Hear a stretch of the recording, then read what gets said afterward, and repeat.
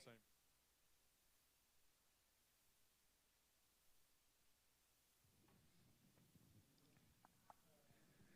Well, good morning, everyone.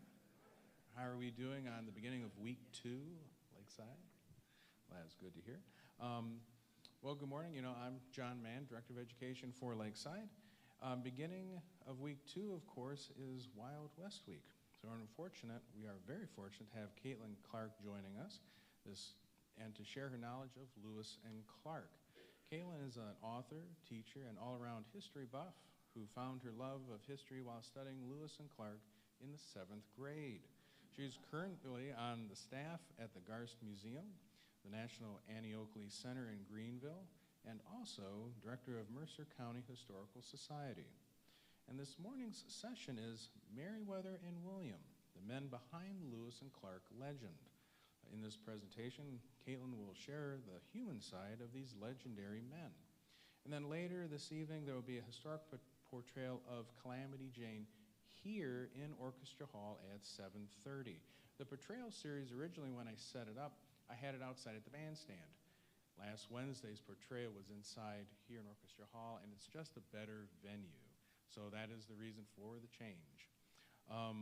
But as a reminder, I do ask if everyone would please mute your cell phone ringers and help me in welcoming Caitlin Clark.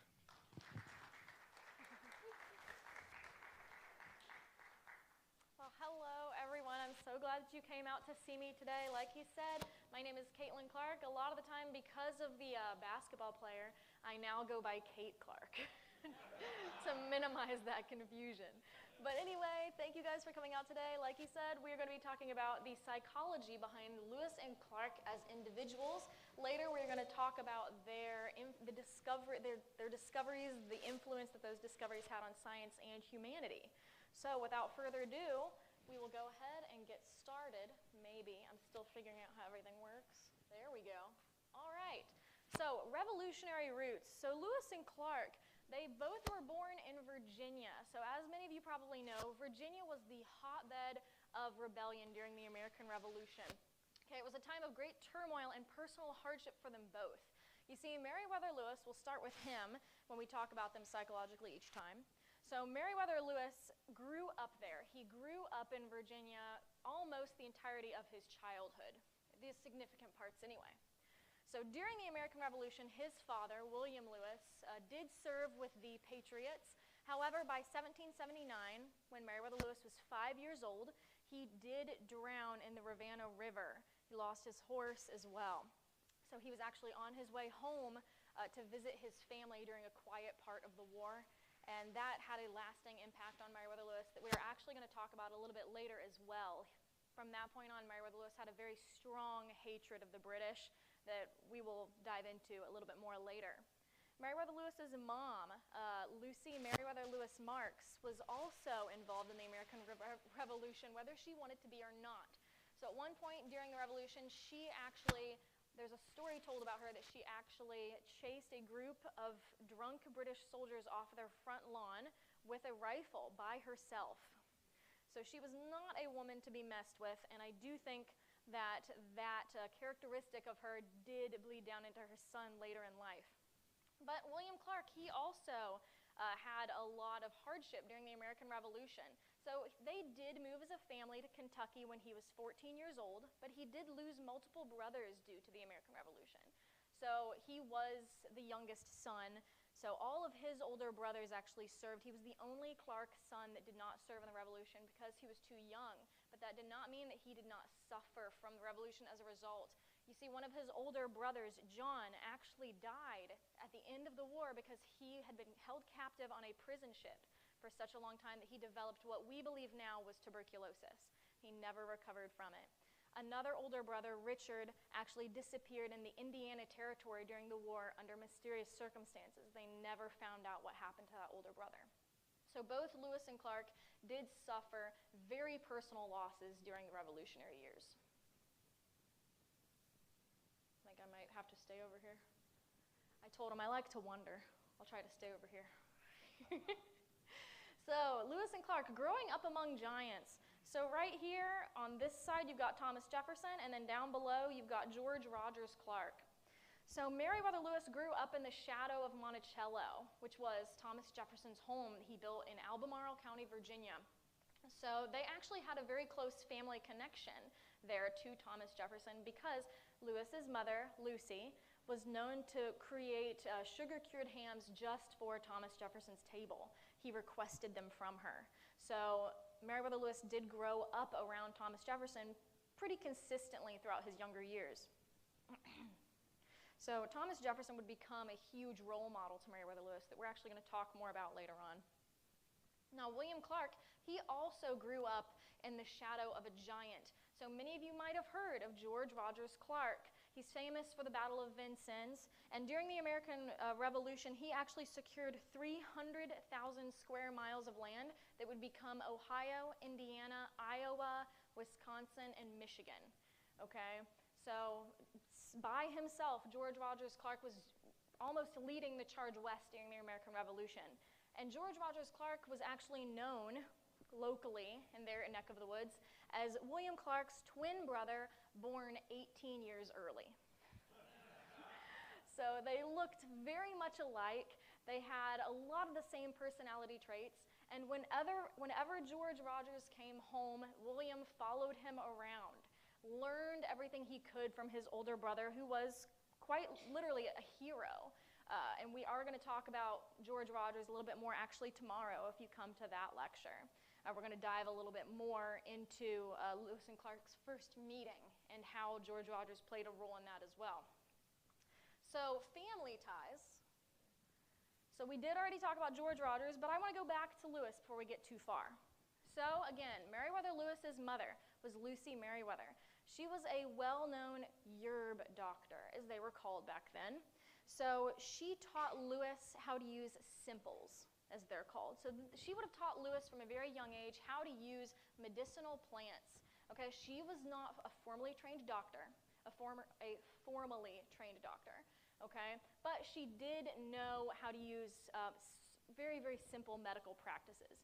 Okay, and she was well known in the neighborhood for that. So she taught young Lewis some of those things that she knew. Also, young Lewis, because of his family ties, he became a plantation owner in his teenage years.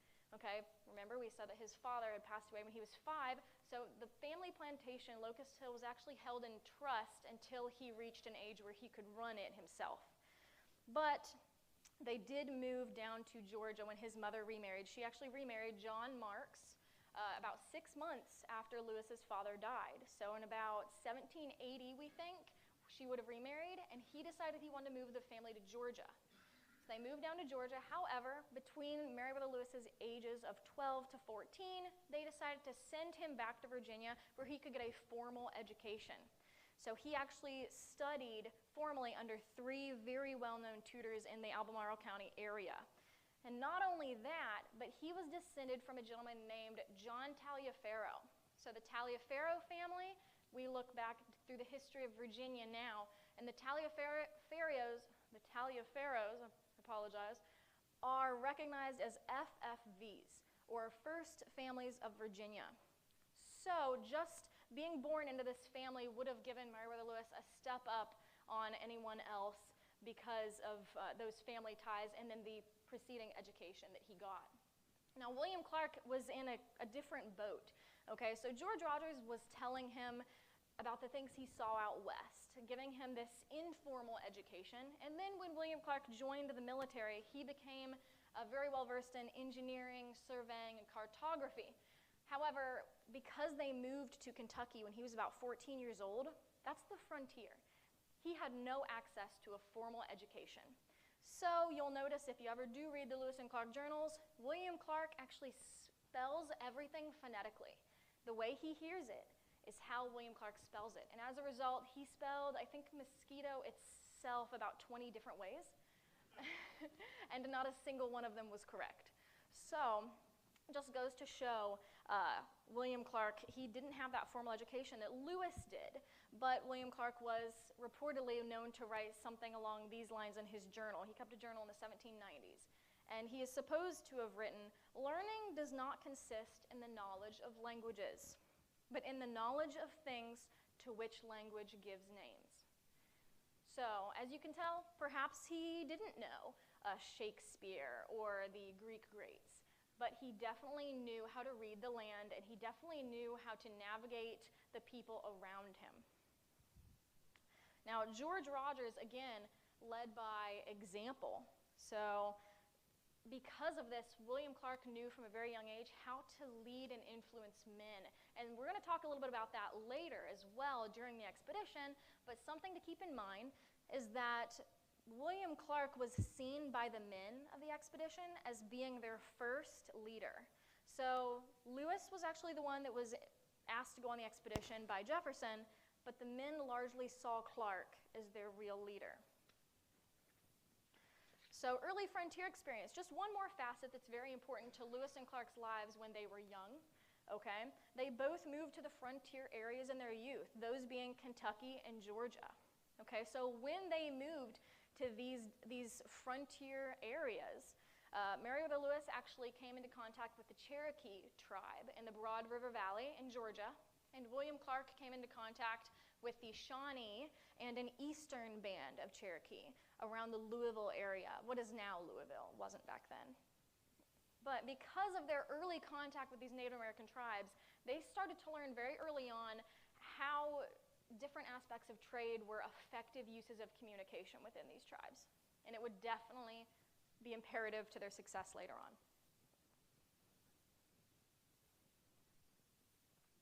So, equal in every part. So, if you don't know, Lewis and Clark were recognized as being as equal in every part, but that's actually not correct, okay? So we know that Lewis, I'll just give you a little bit of background on this. Lewis is the one that had a captaincy given to him by the government, and that's the rank he was going to lead the expedition with. So they met in Greenville when he was an ensign. Clark left the military in 1796, which all of this, I'm summarizing it. I am going to talk about it more in depth tomorrow. But Lewis was invited to lead the expedition by Jefferson, and then Lewis invited Clark to join him, being equal in every part. But why? Why would Lewis ask Clark to join him be equal in every part? Some things that might have helped here. So we do know that Jefferson knew William Clark, okay? William Clark didn't grow up around Jefferson, but Jefferson knew of Clark because George Rogers and William Clark both visited the White House multiple times in 1801 on business. Also, another facet of this is that, and it's one that a lot of people don't know, is that George Rogers Clark was actually Thomas Jefferson's first pick to lead an expedition. However, remember, he is 18 years older than William Clark, and Thomas Jefferson just now became president. That being said, George Rogers is not doing very well health-wise. So you see, Jefferson and Rogers had been planning for several years, decades really, to have an expedition go out west. It was Jefferson's dream, and he was going to have George Rogers make it a reality. Well, the war ended, George Rogers' health started to fail, he fell into debt, so on and so forth. And perhaps George Rogers wanted Jefferson to meet William Clark, his younger brother, who had a lot of the same knowledge that he did, but perhaps less experience. Okay, so that could have been a factor that made Lewis want to invite Clark, because Lewis is taking a lot of his pointers and what to do directly from Jefferson. He's using Jefferson's guidance consistently. So that could have been something that Jefferson advised him on. We may never know. Another part of this, another facet of this, is that Lewis and Clark might have bonded over a western expedition while they were in Greenville together. They were stationed together in the same rifle company. Again, something I'm going to go into detail more tomorrow. But they might have learned of each other's interest in the West during that time. Again, we might never know for sure. In the end, Congress refused to give William Clark a captain's commission for the expedition. William Clark was given a second lieutenant's commission, which is somewhat of a slap in the face, seeing as he was Lewis's former commanding officer in Greenville. So when they were stationed together in Greenville, Clark was in charge. This rank that he gets for the expedition means that Lewis would be in charge, and that's not something that is done politely, okay? So we are actually going to talk about why Lewis decided to ignore that. Lewis told the men that Clark was also a captain, even though he wasn't recognized as a captain by the government. Lewis also said that the men would never know, and they never did. So that's why we see it as the Lewis and Clark expedition instead of the Lewis expedition, because Lewis decided that Clark was his equal, no matter what the government said. And he never broke that promise either. The men of the expedition never knew. So we're going to talk about two facets of that might help explain why Lewis ended up making this decision, okay? One of the first facets we're going to talk about is polite society. So first off, we're going to talk about why Lewis's choice is interesting, and then we'll go into why it might make sense, okay? So we're going to talk about polite society first, but we're going to go into Virginian polite society. So in Virginian polite society, if you wanted to be in polite society in Virginia, you had to be a plantation owner who was growing tobacco. Okay, now by this time, plantations were dabbling out of tobacco because it was expensive. But this is how it started. This picture right here is what life would have looked like for slaves on a tobacco plantation, which Lewis was the owner of. Now, these plantation owners had a very interesting relationship with merchants. They wanted their business with merchants to look as non-commercial as possible. Make it make sense. So they ended up sending these merchants gifts of food, fine fabrics, okay? These men paid attention to prestige in clothing, how their houses looked. They wanted to gamble and dance. They held feasts before the Revolutionary War. In Virginia, it was all about how it looked, okay? And Meriwether Lewis would have grown up in this society. It is all about how it looks from the outside, okay? That could be part of why Lewis told Clark, the men will never know that you're not a real captain, okay? He even made sure that William Clark had a captain's uniform, okay, for the expedition. So this Virginian polite society mentality that it's how it looks on the outside might have played a role in why Lewis decided that Clark's real rank would never be known. But then you've got Kentucky polite society, which is where that's where Clark grew up, okay? This house right here is actually the Clark house. This is Mulberry Hill. Okay, this was what it would have looked like when the Clarks moved to the modern-day Louisville, Kentucky area. Now, keep in mind, when this was built, this was a very, very fancy dwelling. For the frontier, this is a very, very nice plantation house. Why would the Clarks have built this?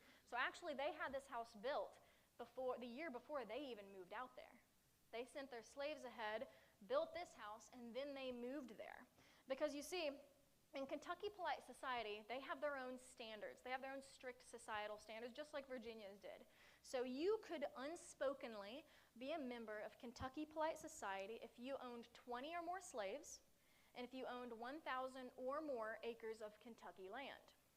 Well, when William Clark's father passed away, William Clark inherited 23 slaves, so 3 more than he needed, and over 3,000 Kentucky acres. So William Clark inherited that Kentucky polite societal role. Okay? However, it would fall apart later because George Rogers fell into severe debt after the American Revolution, which William Clark, that's part of the reason we know that he did leave the military, is he went home to Kentucky to help his brother sort out those debts. Again, I'm going to talk more about that tomorrow. But the point is that William Clark did inherit those roles into polite society. You see, there were a lot of restrictions. Matters of rank were taken very seriously among gentlemen, even if you weren't in the military, okay? But something we should consider is that a lot of cultural formalities are very gray on the frontier. So in Virginia, New Hampshire, Delaware, areas that were the 13 colonies, by then they were a little bit more domesticated than they had been, say, 50 years prior. Now, Ohio is the wilderness. Kentucky, Georgia, okay? When you get out to these areas, cultural formalities are very, very gray, okay? Lewis might have recognized this, where he understood that going on the expedition, it would be more important to have a competent partner than to be worried about rank, okay, social rank, I should say. So even though Clark had lost a lot of that prestige paying off his brother's debt with his own social status, he had sold a lot of slaves, sold a lot of acreage, he lost that elite status. But Lewis would not have seen it that way based on what we know about frontier social standing, okay? It was more about survival than how things looked, and I think it's probably part of the reason that Lewis was not as worried. Now we're going to talk about military tradition as well. So they were both in the military, all right? A co-captaincy in the military is highly unusual, okay, back then.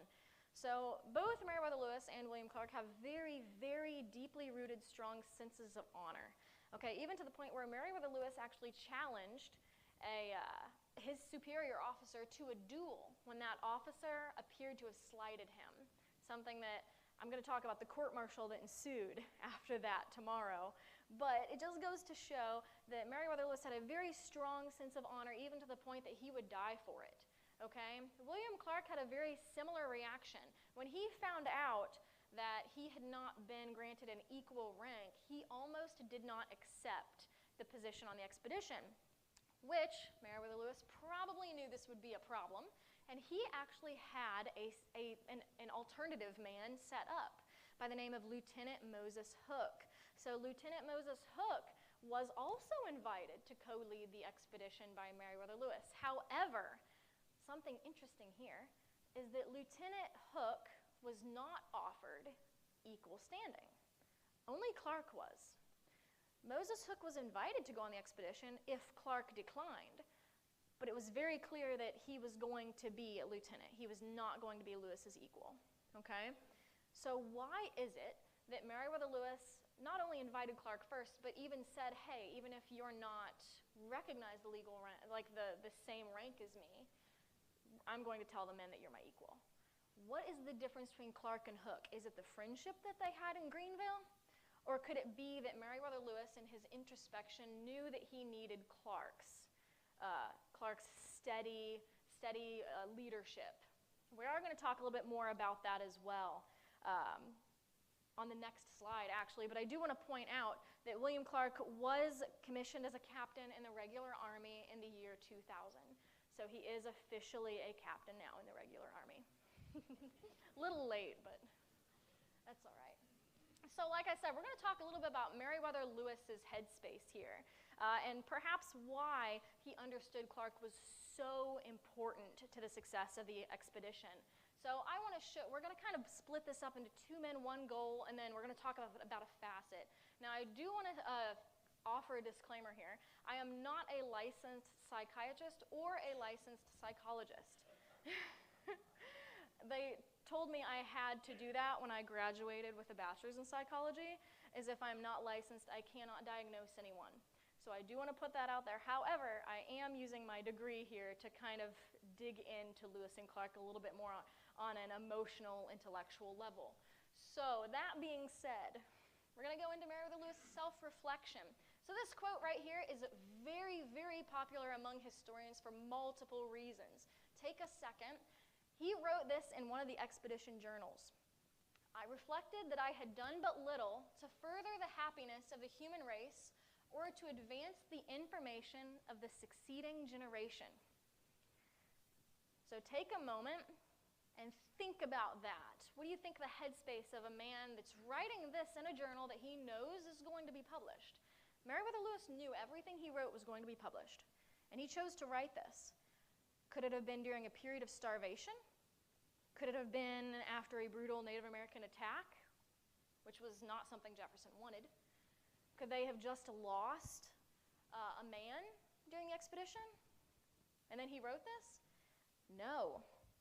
Meriwether Lewis wrote this on his 31st birthday.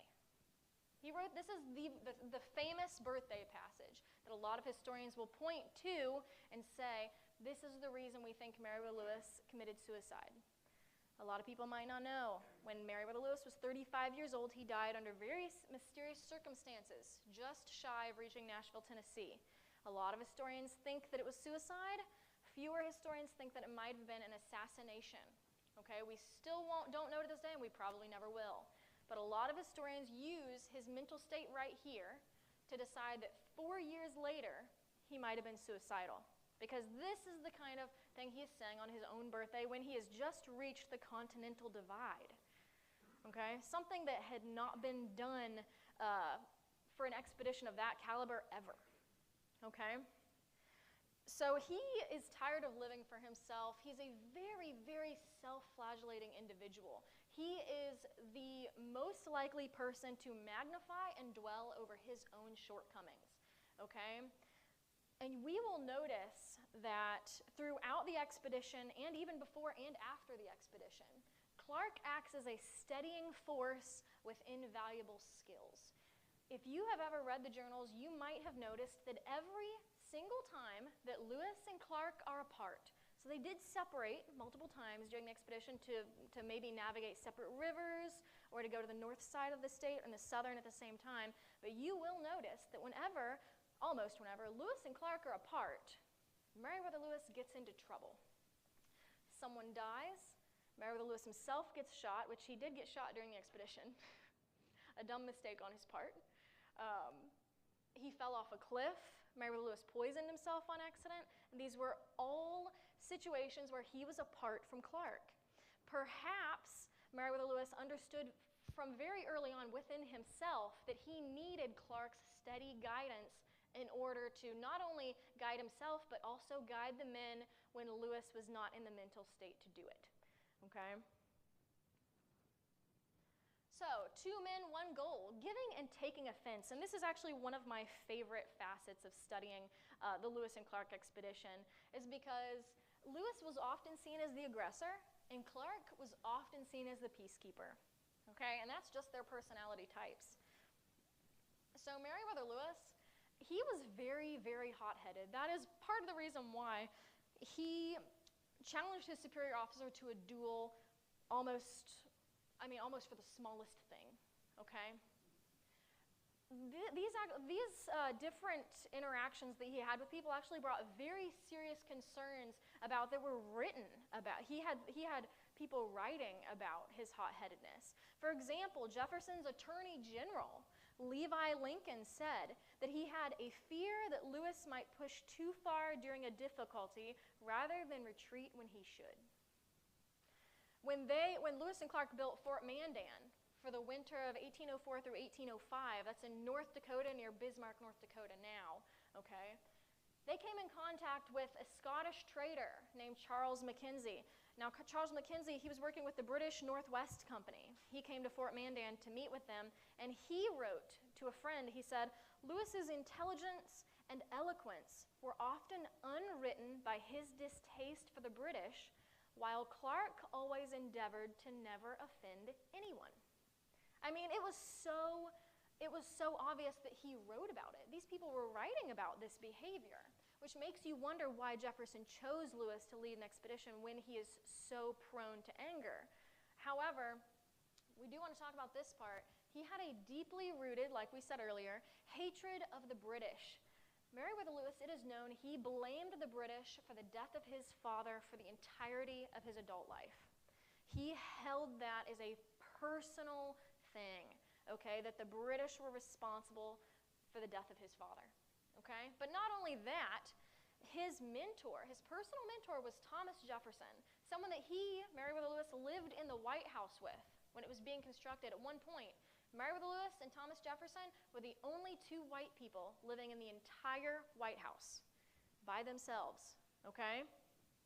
Thomas Jefferson, if you did not know, wrote the Declaration of Independence. If you have read the Declaration of Independence, you will see that it is structured as an itemized list of every single thing that is wrong with the British Empire. He gave a list of why he hated the British Empire.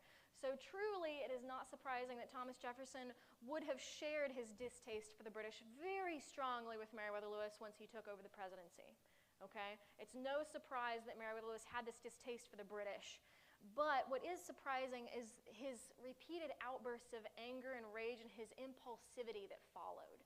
Okay? But then we have Clark, who endeavored to never offend. Clark rarely, and it's noted, he very rarely, if ever, told the men that he was disappointed in them, okay? He was not the type that punished them for their inadequacies or pushed them in a way that was unhealthy. So William Clark actually used this means of never offending anyone repeatedly when he was navigating the family debts caused by George Rogers Clark, the politics of life when he became a governor later after the expedition. Spoilers, he did become a governor after the expedition. He actually became a general, so he didn't need that captainship. And military leadership, which he actually learned a lot from George Rogers, because George Rogers was so good. He was a natural leader. He knew how to speak to men in a way that they never knew if he was disappointed in the outcome of any situation. So William Clark would have learned a lot of how to lead a military expedition from his older brother. And not only that, but William Clark practiced disinterest, casual disinterest. And something that's very interesting about this is that this is also notably what George Washington was known to do. George Washington was known to practice a calm, detached disinterest of anything that caused a wave in life.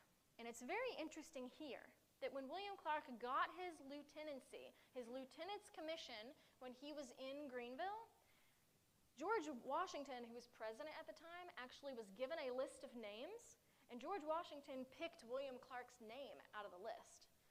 And he was the only one that got that new rank because of President Washington directly. So it's very interesting that they both practiced the same calm disinterest, and that's how they successfully led men. So 2 men, 1 goal, empathy and compassion. And this is a very, very interesting one as well. So we're going to split it into 2 different sections, interactions with men and interactions with native tribes, okay? So we're going to start with interactions with the men, okay? So this is Lewis and Clark talking about the men right here at one of their drills, okay? So Meriwether Lewis noticeably had trouble empathizing with the men repeatedly. So instead of trying to empathize with them, Meriwether Lewis was known to pursue hardships with them. So if the men were suffering hardship, Meriwether Lewis did not stand back as a leader, he joined them, okay? Perhaps he recognized that because he couldn't directly empathize, he may as well partake to try and understand. So there is even a journal passage where Meriwether Lewis talks about helping pull the longboat, using the long canes to pull the boat forward by pushing it at the bottom, okay? He even talks about how he's doing very well. He's happy with his own progress in doing that with the men, okay? Lewis also was known to write several hundred words about a single plant or a single animal that they came in contact with, but he repeatedly fails throughout the journals to write consistently about the medical mishaps of the men. He is a scientist, but he cannot seem to spend any time writing about his own men that he's given the command of. Now, there is a possible reason for this that is actually looked over by Stephanie Ambrose Tubbs in her book, Why Sacagawea Deserves the Day Off and Other Lessons from the Lewis and Clark Trail, which she does. She really earned it. But she actually writes in that book that Lewis may or may not have had Asperger's, okay? Now, in the DSM-5, which is what a lot of, the psychology community uses to diagnose, it's the psychology Bible, really. The DSM-5 does not recognize Asperger's anymore. It would have been on the autism spectrum, a form of autism, okay? Now, that being said, when she wrote this book, it was an official diagnosis.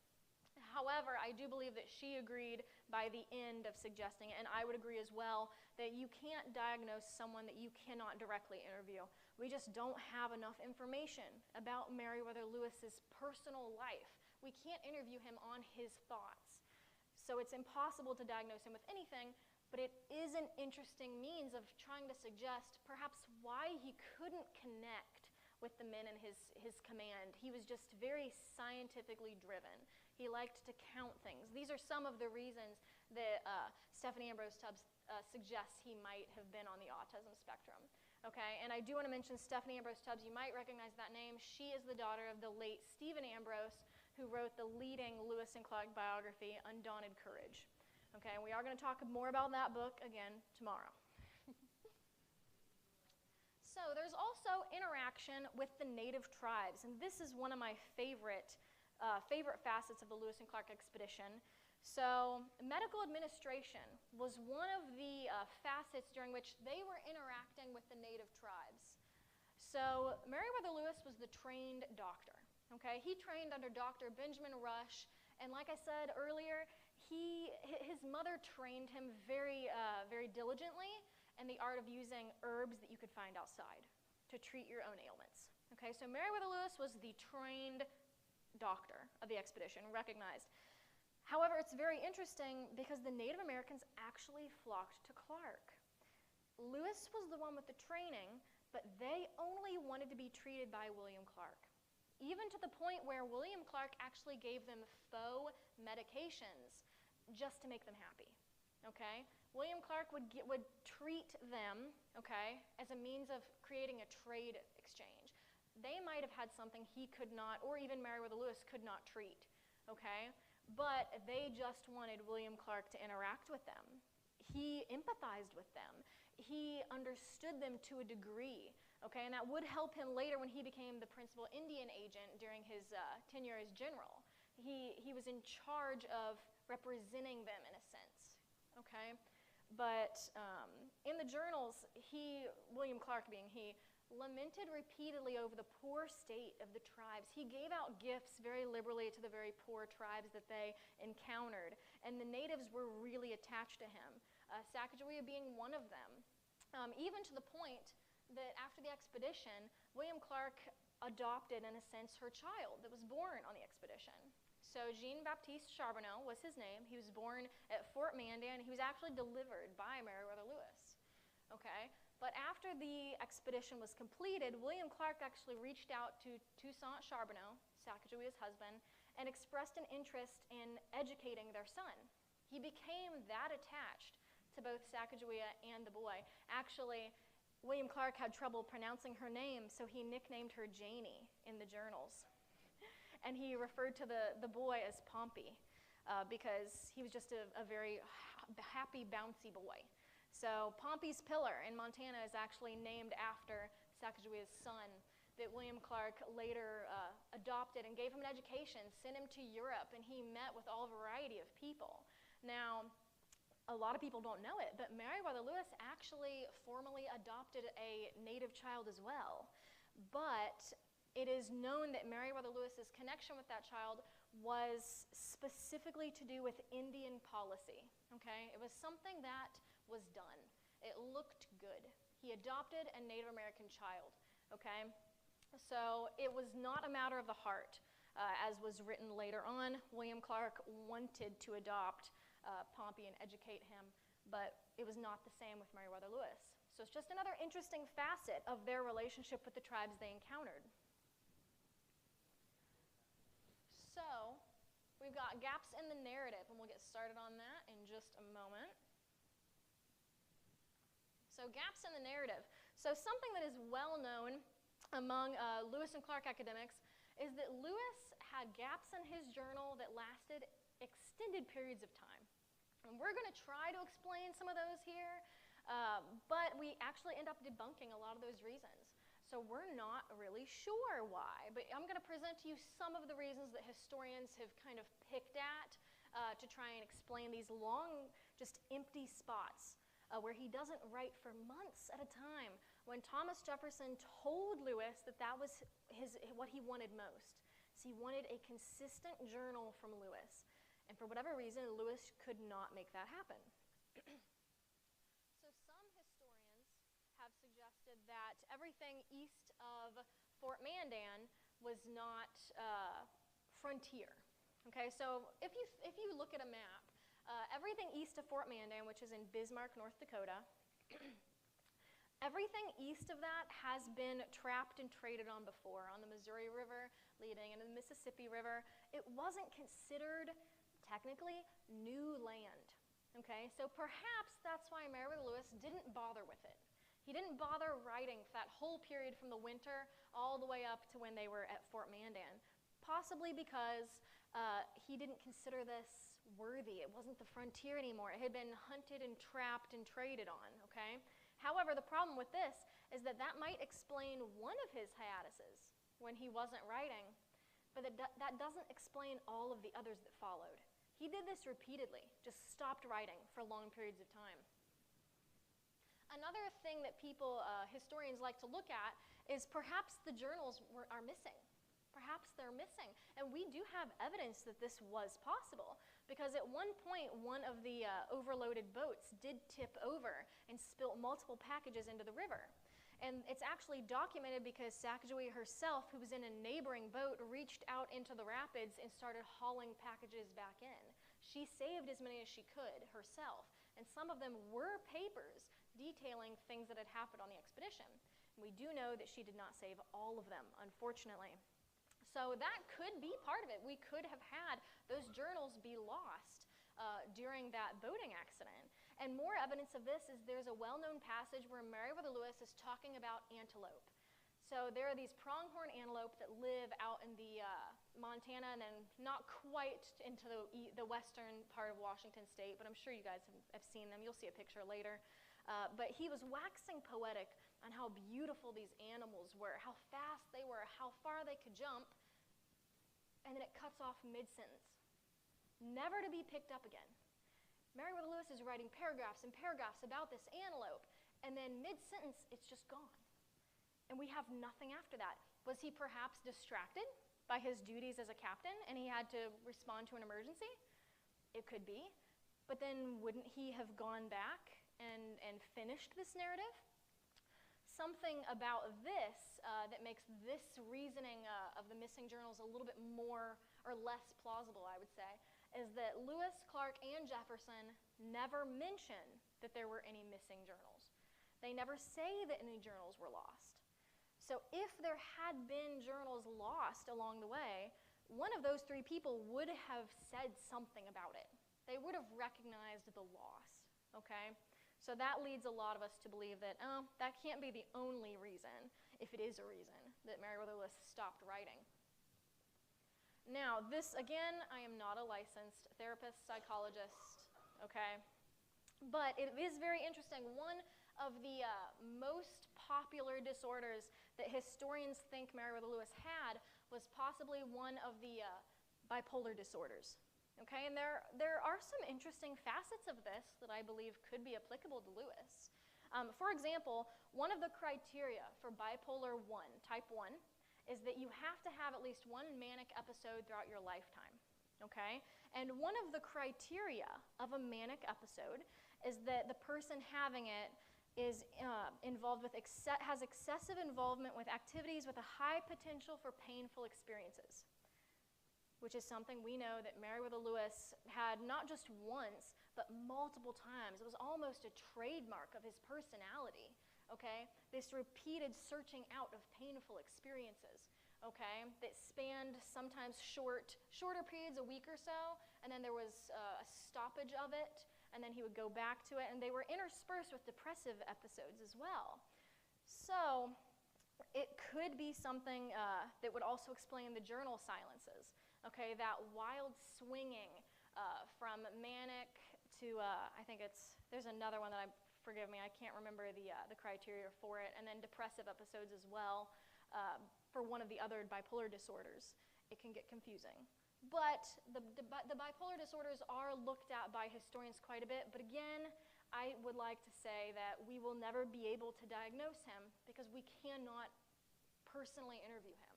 We cannot ask him the questions that need to be asked in order to officially diagnose him. But I do have to say that this definitely piques my interest, just based on what I know of him mentally. Okay, it's a very interesting path to tread. And then we also have Jefferson, who said that Meriwether Lewis suffered when he was ever in sedentary occupations. This being something that Jefferson noticed when they were staying together at the White House. So when they were staying together at the White House, Meriwether Lewis was not exploring. He had to work at a desk. He was actually Jefferson's private secretary, okay? So Jefferson noticed that it was during these periods where he wasn't moving, his mind wasn't working, that Lewis started to suffer really serious depressive episodes, okay? So, and this is actually something that Lewis mentions himself in the journals. Lewis actually talks about he can feel himself mentally declining whenever they're stuck doing like one menial thing. Like they had spent several days trying to build canoes, not moving forward, unable to do certain things. Lewis hated staying at Fort Mandan over the winter because they weren't actively pursuing a goal. He just had to sit and wait. And that was not good for Meriwether Lewis's psyche. It was detrimental. But I do think that this is interesting that Jefferson himself said this, because it was Jefferson who, after the expedition, gave Meriwether Lewis a desk job. Figure that out. Because after the expedition closed, Meriwether Lewis became the governor of the Upper Louisiana Territory, which is a desk job. If Jefferson knew this about him, why would Jefferson put him in that occupation? When it was very obvious from the beginning that it was a poor fit, because from the very beginning, Meriwether Lewis was not thriving in that position, which is another reason that a lot of historians look toward a suicide theory when it comes to Lewis. But yeah, just something to think about, okay? So, the object of your mission is to explore. So now we are going to kind of switch goals here. We're going to start talking about the science that was discovered by Lewis and Clark and how that affected humanity, okay? And these are actually some of my favorite slides because they discovered things for science that I did not know that had been officially discovered by Lewis and Clark. But we do want to cover this ground first. So what does it mean to be discovered for science, okay? So what does it mean to be discovered for science? It's discovering like an animal or a plant or a people beyond their use for survival. Officially, it is a significant breakthrough or advancement in scientific knowledge that expands our understanding of the natural world. Okay? So Lewis and Clark, by far, were not the first people to know that these things existed, these animals and plants. However, they were the first ones that actually documented them in a means beyond their use for survival. Okay? And I'm going to go a little bit more into that here in a moment. But some of the things that Lewis and Clark discovered for science, they discovered 122 new animals for science. Amazing. Among these were 4 new salmonids, those being the Chinook, or king salmon, the sockeye salmon, the coho salmon, and the steelhead trout. Okay? So they documented them for the very first time for science. Also, the moose and the bison. So, of course, people knew that the moose existed, but they did not know what it was. They had never taken measurements of it. They had never observed it in the wild beyond hunting it for food. Okay, so that was one of the things that Lewis and Clark did. But not only that, maybe, the pronghorn antelope, and this is the antelope that Lewis was waxing poetic about in his journals, okay? So the pronghorn antelope has a history before Lewis and Clark. For example, the Aztec people and the Spanish conquistadors knew that it existed, and they referred to it simply as a wild sheep. Beyond that, they did not interact with this animal. Okay, the French colonists referred to them as coeur blanc, which means white bottoms, because when they run away, they've got these, like a white-tailed deer. Same idea. So that's as far as the French went, as categorizing them as a species. The British knew of their existence as early as the 1750s, but they did know they didn't have a scientific name, but they still didn't give them one, okay? So Lewis and Clark shot one of these, field dressed it, took all of the measurements, and they provided the first scientific notations and identifying remarks about this animal, even to the point where Meriwether Lewis wrote specifically about the deep sea green of this antelope's eyes. Okay? They were even looking in the eyes of this animal and trying to describe the color for science. Okay? It's fascinating. Something that we're familiar with, coyotes, or coyotes, depending on where you are from. So, this is a really interesting history because as wolves were killed out, we're talking about later after Lewis and Clark, as wolves were killed off and driven away from their territories, coyotes took over wolf territory after Lewis and Clark. They even moved into Chicago. They have found coyotes in the Chicago suburbs. Okay, at one point, I can't remember what span of years it was, and I just heard this fact from another historian. At one point, you could not be if you were in Chicago, you were always less than a mile from a coyote if you lived in Chicago. And that just amazed me, okay? But we talk about the scientific discovery that Lewis and Clark made about these coyotes because to this day, we still use Meriwether Lewis's journal entry about coyotes to map out how their territory has changed. So we still compare where they were during the Lewis and Clark expedition to where they are now, okay? And we use that to map out how they have moved since we've started killing off and then bringing back wolves, all right? So Lewis and Clark also discovered 178 plants that were new to science, including the common snowberry, camas, which were used for their roots, and the Douglas fir. But I want to talk about the bitterroot. So this is Montana's state flower now. Lewis and Clark discovered it for science. They gave it a scientific name, the Lewisia rediviva, which means Lewis reborn. Okay, why is it called that? Because this plant lives in such harsh environments, but it always comes back year after year. And the native tribes said it was reborn. Okay, it was a plant that was always reborn. Okay. And some things that Lewis and Clark discovered about this plant is actually one sack of this was so valuable to the Native American tribes that you could trade one horse for a sack of bitterroot roots, okay? It was a highly sought after plant, and the reason for that is 1 ounce of bitterroot root actually has enough nutritional value for one meal, okay? However, it's very rarely eaten by itself because when eaten alone, it does cause a lot of stomach issues. But that nutritional value is very significant. It was one of the things that came into the scientific field because of Lewis and Clark's documentation of this plant. So the infancy of ethnography. So we've talked about science behind the science of Lewis and Clark, the mental state of Lewis and Clark. Now we're going to talk about their effects that they had on humanity, all right? So I do want to start.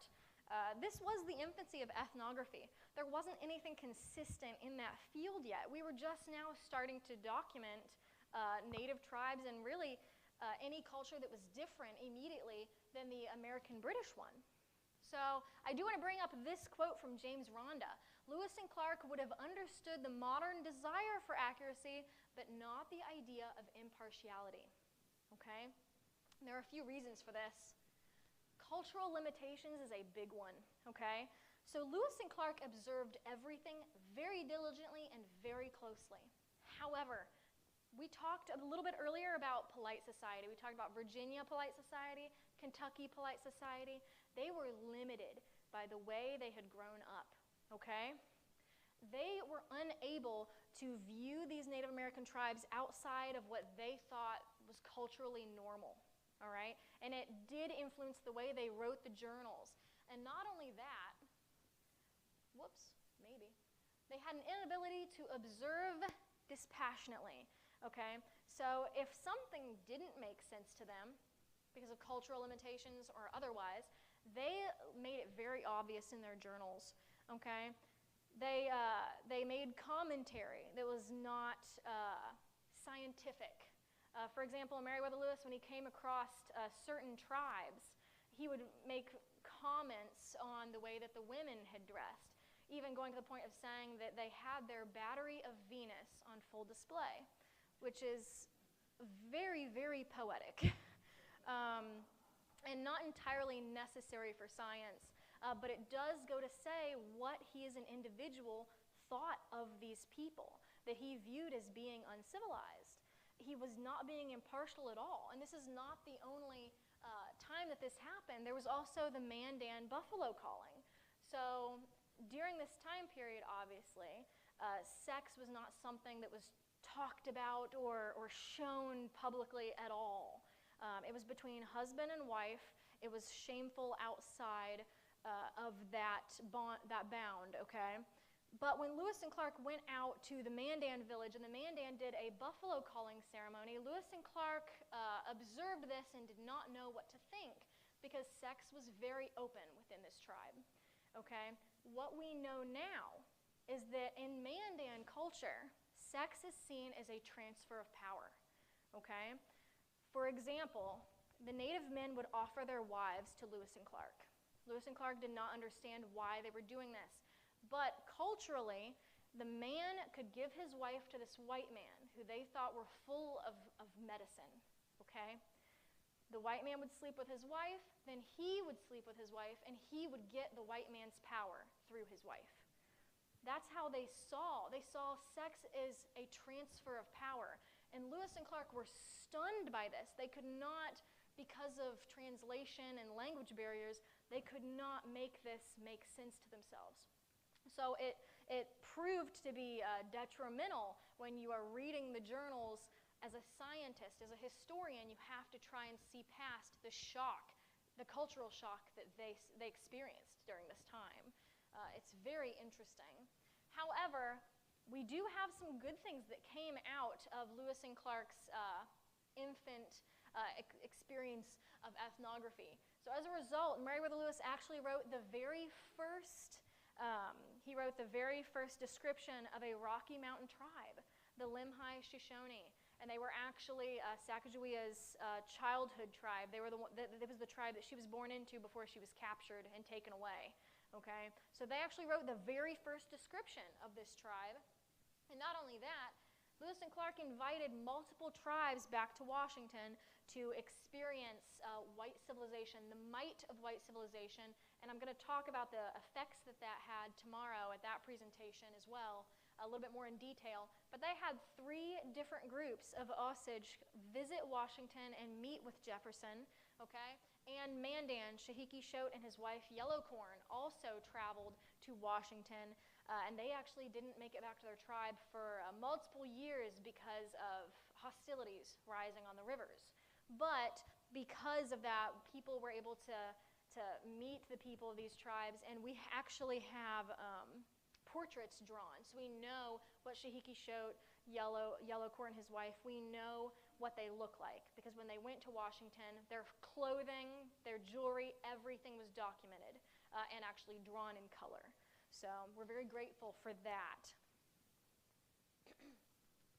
So the new father and broken promises. So unfortunately, Lewis and Clark went out there as teachers, and I am going to talk a little bit more about that later, but what the information that they brought back and the promises that they made in the name of Thomas Jefferson did not last.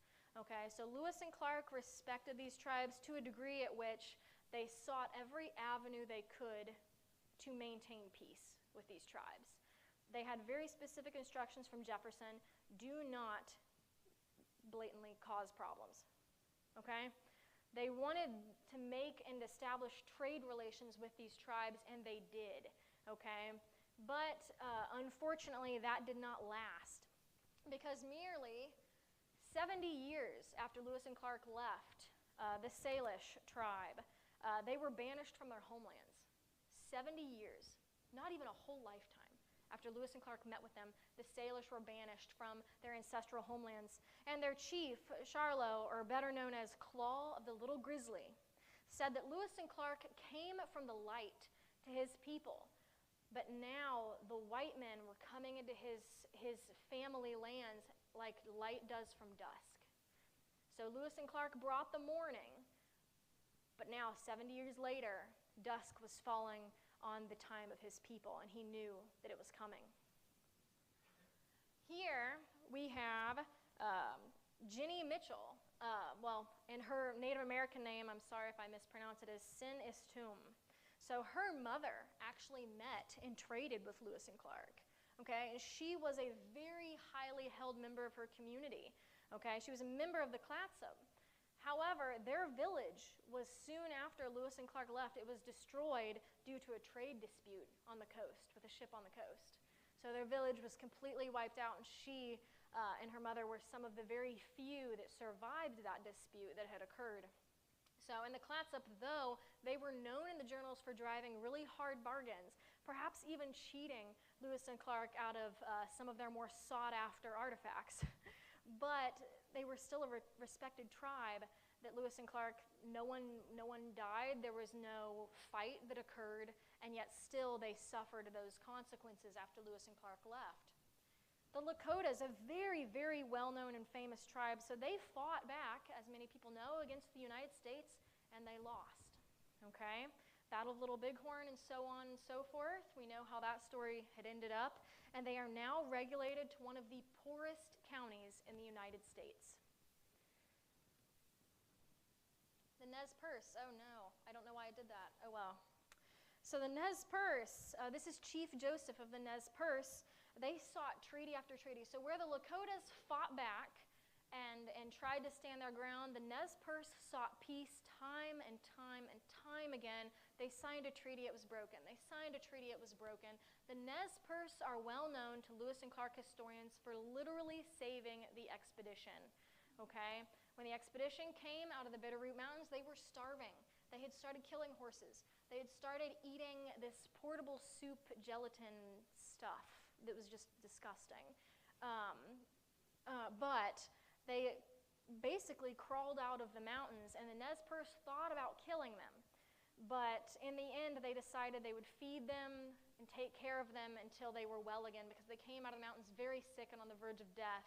And it's because of the Nez Perce that the Lewis and Clark expedition were ultimately able to continue that journey after living through the brink of starvation.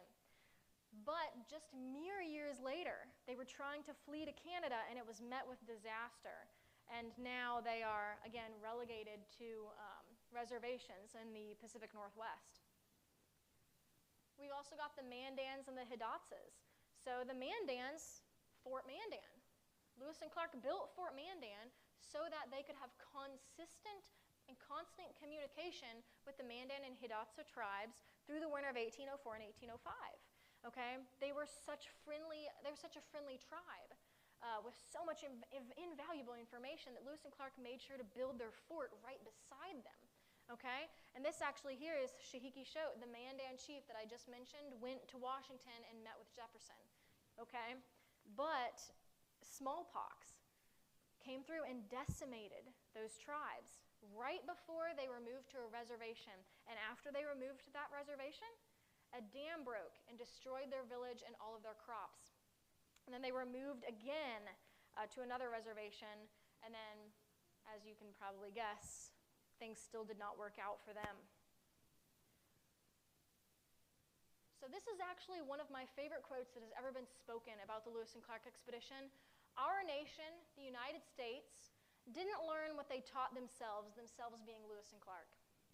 Lewis and Clark went as students, they came back as teachers, and we failed to learn the lessons that they had learned. And that's by historian William Least Heatmoon. So I think that this passage perfectly illustrates the relationship that Lewis and Clark had with the land and the people that they contacted, because perhaps they were unable to document these people that they met without bias.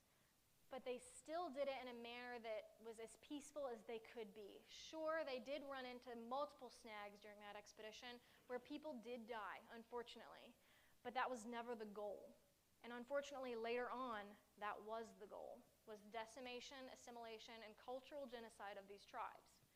But that was not what Lewis and Clark had intended when they went. So I think this is the perfect way to describe the expedition. And I want to end with talking about Lewis and Clark as individuals and how I, upon studying them for all this time, have come to recognize their talents. So for example, where William Clark would look at a whole mountain, Meriwether Lewis would look at the caterpillar trying to climb it, okay? Where William Clark wanted to map out the measurements of a river, and he did very accurately, his maps at the end of the expedition were only 40 miles off, and he was measuring everything by eye alone. Okay, 40 miles for an expedition that spanned the U.S., that is not bad. But where William Clark wanted to measure those rivers, Meriwether Lewis wanted to capture the fish and count all of its scales. Okay, these were men that William Clark saw the bigger picture. And I do believe that that's why Meriwether Lewis chose him, because Meriwether Lewis knew that he would major in minors until, sadly, he ended his life over that obsession with detail one night just shy of Nashville, Tennessee. But we will never know what truly happened that night, so I digress. Anyway, thank you guys so much for coming today. And I believe we start questions now. So.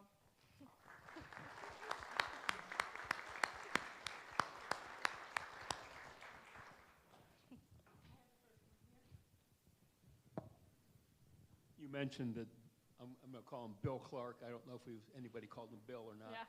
But Bill Clark came from a large family, and one of the younger ones in the large family, if not the youngest. Oh, yeah. Certainly, that had an effect on his ability to get along with other people and to deal with large groups of people with divergent ideas. Oh, yes. And it's very interesting you bring that up because actually William Clark was, yes, the youngest son, and there was one sibling younger than him, Fanny, was his youngest sister. But Meriwether Lewis was the first male of the family. So that is a facet of it that I hadn't looked into. But yeah, very good. That's interesting. Yeah, in the newspaper, it said that you're related to the Clark family.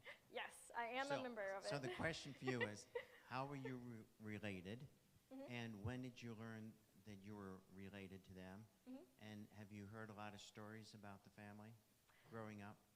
Actually, so I'm one of William Clark's many greats nieces. It would be a many greats niece. I don't know how many greats off the top of my head, I apologize. But actually, I did not learn that we were members of this Clark family until after I had studied Lewis and Clark for several years.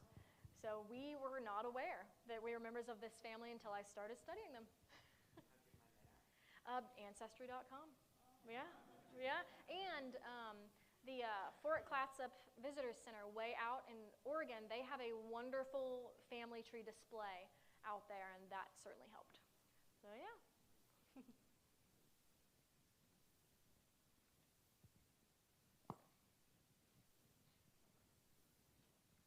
So I came up from Columbus for an overnight just to hear you, because gosh. I've been reading about Sacagawea, including some of the diary remarks about her and how much they depended on her.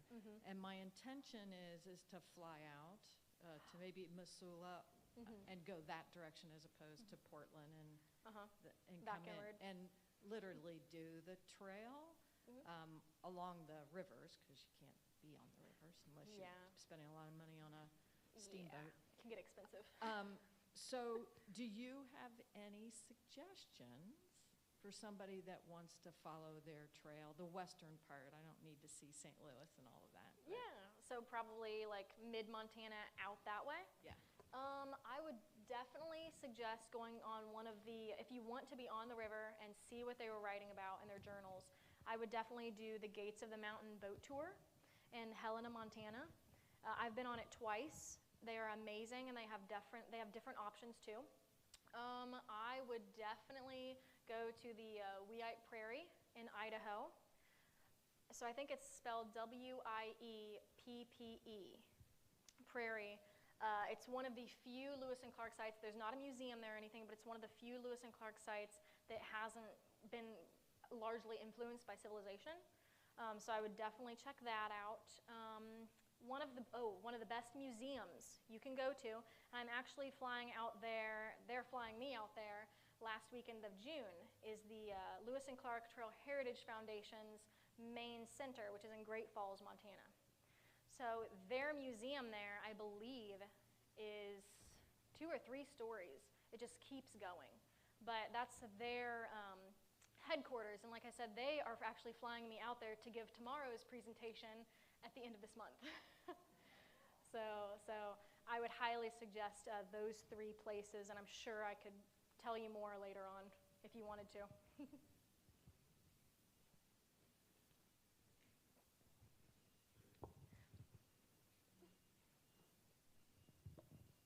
I don't mean to monopolize things, but for tomorrow, could you provide a reading list of suggested ideas of reading, of books, of resources that you would encourage us to look at if we want to know more about this? And have you written for publication about this as well?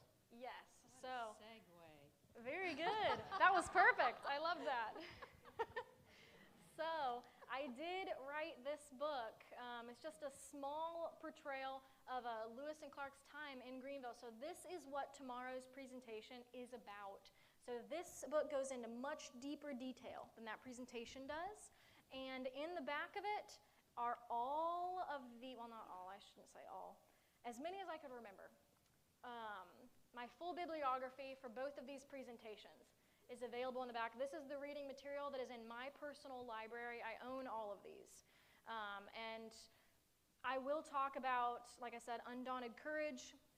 Some of what I will say is maybe not what Undaunted Courage says, but I do have reasoning behind that because we do have new information since Undaunted Courage was written. So I would still say that Stephen Ambrose is a very good authority on Lewis and Clark with Undaunted Courage, but there is some outdated information in that book. So I'm going to be talking a little bit more about that. I'd say Thomas Denise's books are really good. They have the first account of the court-martial that Meriwether Lewis went through, published in his first chapter of Uncovering the Mystery of Uncovering Meriwether Lewis, I think is what that one is called. I'm trying to think of specific ones. The Swaggerty ones, I like them. But yeah, if you guys want like specific written out titles and authors, they're in the back of that book, and I do better at pointing and saying what each one's about than just out of memory. But yeah. Any other questions? Oh yes, very good. Yes, these are for sale up here. Thank you. Did you introduce your mom? I did not. This is my mother. This is Lisa. And I could not do this without her because she went with me when they flew me out to Montana last year. So I'm going out there to the same place again, presenting when she was with me, we presented 9 times in 3 days. So it was boom, boom, boom, right out there at Great Falls, and I could not have done it without her being my driver, my hey, calm down, everything's fine person. So yes, this is Lisa, come meet her. She can almost give this presentation. She's heard it so many times.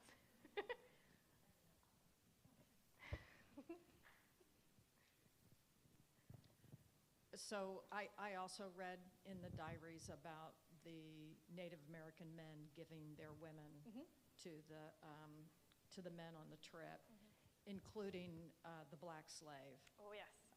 And they were all enamored, I guess, with him, including Definitely. the women were enamored with him. Oh yes, very much.